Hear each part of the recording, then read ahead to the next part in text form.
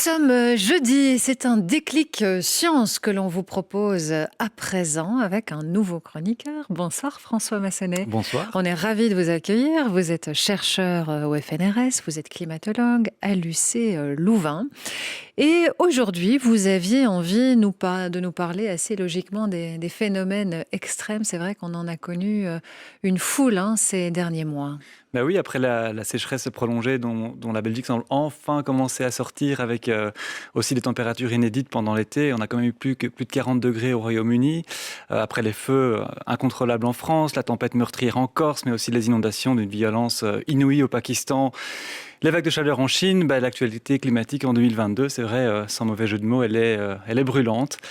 Et la même question revient en fait tout le temps sur la table, c'est est-ce que ces événements sont liés d'une façon ou d'une autre à nos émissions de gaz à effet de serre. Vous êtes d'ailleurs régulièrement consulté pour ça, en tant que climatologue.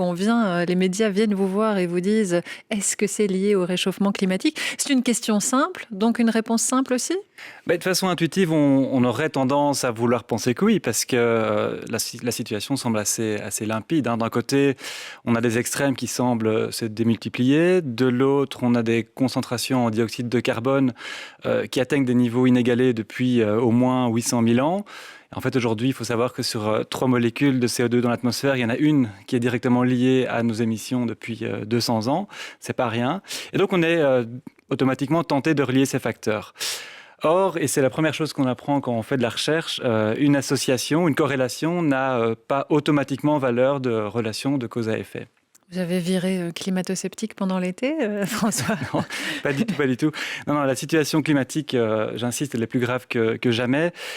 Mais tout cela ne nous empêche pas non plus de faire preuve d'un minimum de discernement et de ne pas mettre tous les extrêmes dans le même panier. En fait, les études et les rapports scientifiques, dont le dernier rapport du GIEC d'ailleurs, nous donnent une vue assez complète sur le lien de causalité qui peut exister ou pas entre concentration en CO2 et phénomènes extrêmes. Et en fait, on peut les rassembler en 3 catégories. D'abord, il y a les cas comme celui de la petite ville de Lytton au Canada, je ne sais pas si vous vous rappelez l'année passée, qui avait vu le thermomètre s'affoler jusqu'à 50 degrés. Oui, on avait parlé de dôme de chaleur. Voilà, et là c'est très simple, la probabilité d'observer de telles valeurs dans les conditions climatiques pré-industrielles est tout simplement nulle. Autrement dit, l'événement n'aurait pas pu se produire en notre absence. Et dans ce cas-là, le lien de causalité, il est absolu.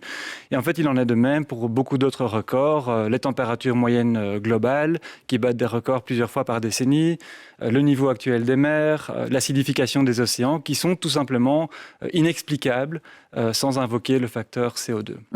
Qu'est-ce qu'il en est pour les inondations de l'été dernier?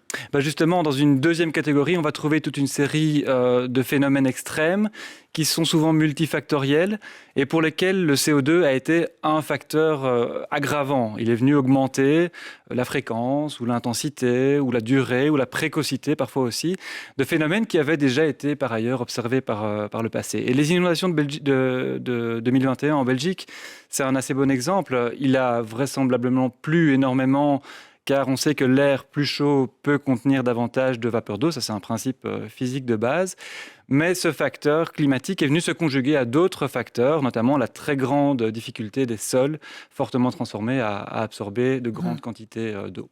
Et puis donc il y a une troisième catégorie, tous les phénomènes qu'on a un peu de mal à comprendre, où ça pourrait être le réchauffement, mais ça pourrait aussi être autre chose. Exactement, il y a des extrêmes que les scientifiques peinent pour l'instant à relier formellement au facteur CO2. On peut citer les tornades, les tempêtes, comme celle qui a déferlé sur la Corse le 18 août, les orages intenses qui peuvent aussi nous frapper de temps à autre.